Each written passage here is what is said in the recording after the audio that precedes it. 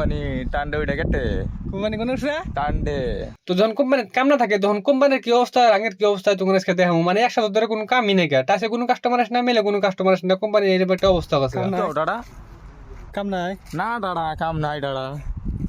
এটা কাম হলো মানে হলো এটা কাম হলো এই দাদা তুই গো কোম্পানির টাম নাই কোম্পানি টান্ডে ওইটা কেটে কোম্পানি কোন টান্ডে সাঙ্গে টান্ডে সাঙ্গে আম্মা টান্ডে